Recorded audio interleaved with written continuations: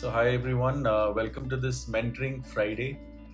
And we're very excited to kick this off. This is the first one that we're starting, and we're very excited about this. The idea of this is that we'll be having the Teach Me Something New Wednesdays, right? So, that is going to be where I'll be posting different frameworks, different things that I've learned through my life, and we will use this Friday, right, as a mentoring Friday to talk on those things, right? So yeah, I see Davi who has joined. Hey Davi, how are you? It's been a long time. We'll just wait for a few more minutes for others to also join in. Good to see you, Davi. It's been a pretty long time, Davi, but good to see you, and thanks for joining in. Okay, I think since this is the first time that I'm going live and doing something like this, I think people are still joining in. Hopefully, maybe this time we might not have many, but in the days to come, as this becomes regular, I'm sure that we'll have more people joining into this. Yeah, looking forward to catch up with you also. Where are you now? Are you in India or still outside of India? Okay, great. Yeah, you're still in Spain. Nice. Yeah, I keep seeing some of the videos and things that you're posting. Great, Davi. Yeah, good to see you. Let's meet once you come back to India, or maybe I'll come down to Spain and spend some time with you. That's also a good idea. So maybe we'll just get started because it's recording right now. So we'll just get started. So let me just open this up. I'm just getting the image.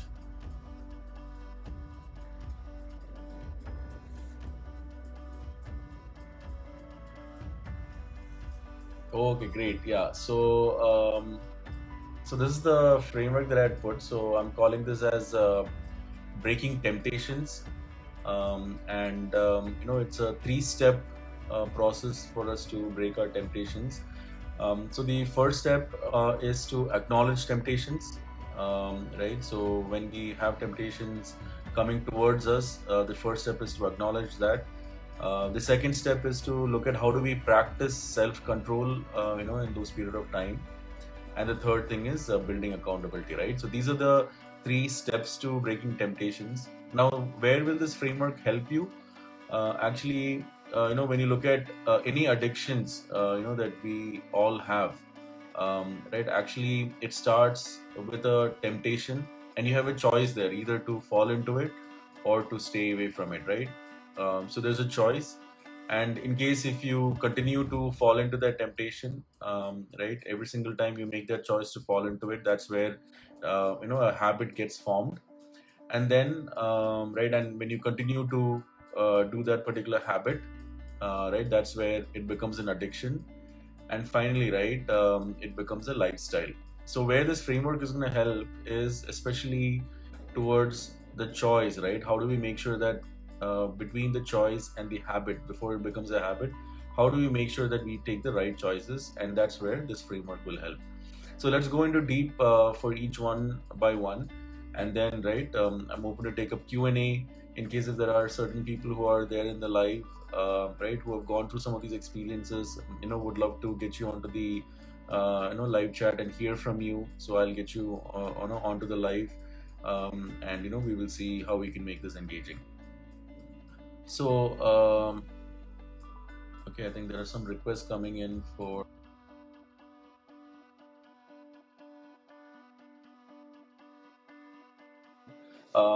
so we will look at each step. How do we look at this? So when we have temptations coming in, I think the first step is to look at what I'm calling it as seek your heart. Many of times, when temptations come your way and you fall into it because there is something that is lacking in your life, and you're looking at some of these temptations as a way to achieve those things, right? I'm not going to go deep into each one of it, right? The best way to do this is that maybe you can pick up something that is an addiction to you, and then follow through with me as I go through each of these steps. So first step is to seek in your heart to understand, why are you falling into that temptation, and what is it that you're lacking in your life which is causing you to do it. Once you do that, then it is to look at the second step within acknowledging temptation is to set your mind. So when we say set your mind, what I mean by that is, once you figure out what is it that you're lacking, and what are some of those thoughts or understanding which is causing you to make those wrong choices and move forward into the habit of the temptation which you're falling into. It's important to now look at what are the alternatives, right? If I'm doing certain things to let's say to get pleasure, is one reason why a lot of people fall into temptation. What are the other ways of getting pleasure, right?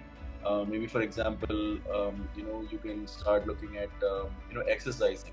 You can start looking at being in the nature, right? So these are all alternate ways of still getting pleasure, because dopamine is something that comes in from a pleasure standpoint, and dopamine comes in right when you are exercising, when you are in the nature and start doing things that you enjoy. So in all those aspects, right, you will have the same dopamine effect coming in. So set your mind and then get going in those things, right? So that's the the three steps within to acknowledge your temptation. Once you acknowledge the temptation, then the next step is to practice self control. So here I think, according to me, there are two types of temptation that comes in. One is what I'm calling it as sensual experiences, right? So these are things like greed. It can be things like sexual immorality practices that you get into, right? So things like that. What I'm saying, it kill it, right? It is not that you'll say that I'll slowly figure out right how to improve on those things. Those are things that you have to kill at the base, at the root, and not engage with it, right? Because those are things where if you start engaging with it, it's very difficult to get out from that. So kill the habit is what I'm calling for sensual experiences. The second type of temptation that comes in our way is what I call a social hate. So these are the things that we do online, right? It can be hate speeches that are there. It can be things that we're doing to demean someone. Even other social hates can be anger. It can be rage that we have, right? So these are things which are things that we need to take step by step and look at, right? What are the different ways of reducing these things? So that's what I call it as social hate. And once you understand, that there are sensual experiences which can become a route to temptation, or the other type of temptation that comes in is social hate. It is now look at what are those new habits that you will be able to cultivate. So once you understand these aspects and you start practicing self-control, so the third part is to build accountability, right? So any habit to change, any addiction to change, building accountability is very important. And there are two ways that you can do it. I think one is to start connecting with groups, or groups of self-help groups, or groups of people, right, where whatever addiction that you're going through, those who have been able to overcome those addictions or those struggles, right, how is it that you can work with them and see, and gain mentorship, right, and help to overcome that. So that is one. Second is, there might be certain addictions where you cannot go and tell the entire world about it, and I think that's where you need to find a trusted person and start engaging with them. Tell them that I am an addict to this, and these are some of the steps that I'm taking for self-control. These are the ways that I am acknowledging my temptation, and I'm going to be looking at you as a trusted person to keep checking in with you to see that how am I progressing on this. So I see that a lot of the teens and the youngsters that I work with, but building accountability is a very important part, and there are people who have tried this, and and has really helped them out. So broadly, right, that's what this framework is, and I'm open to taking any questions if anyone wants to share their experiences. If you relate with this, does this make sense? I would love to hear from those who are there in the in the live.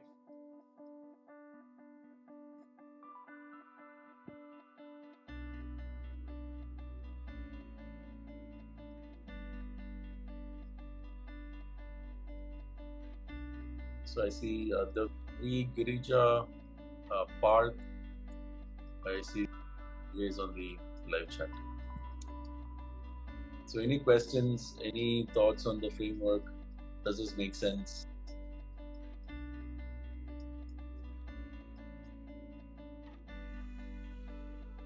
Okay, that's a good question. How to look and choose a mentor? Yeah, so I think one way of looking at it is, you can look at people who have, gone through those experiences, right?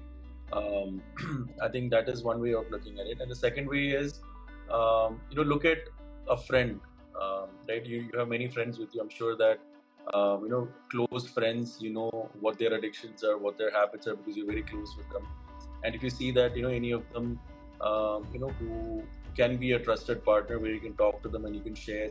The idea is not that have they gone through it or not. It's more about checking in with them and and telling them that, okay, this is what I had decided to do, and have I done it or not, right? So your mental model, right, starts working to make sure that tomorrow when you are going to be coming into that temptation, your brain will start saying that, what, I had promised someone, or to next week I have to go and check in on this, right? So I think that's the idea.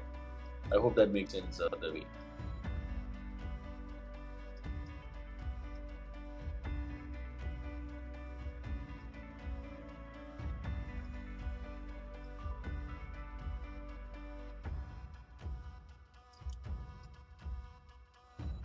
Okay.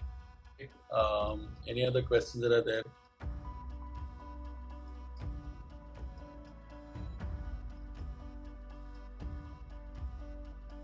Okay, great. So then, if there are no further questions, um, I think we can kind of look at ending this. I observe the journey of accountability. A bunch of people struggle with the idea of shame. Um, yeah, so I think that's where close friends comes in, right? If you have a friend who's very close to you, right? I think that shame should not be a issue that should come in between that. Another thing is, right, you can seek help from professionals also, right? There are counselors. I also help people who are struggling with addictions, to work with them, especially from the accountability bit of it. So maybe if you don't have anyone in your circles, you can even look at external help, who's an unknown person, is also another opportunity that you have. But I've seen that a lot of times, close friends, right, is a good way of building that accountability. But in case if you're not able to find someone like that, you can even look at seeking people unknown or external is also another way of looking at it.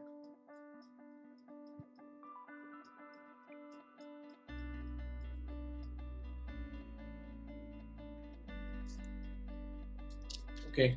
Anything else that we want to look at and discuss on this?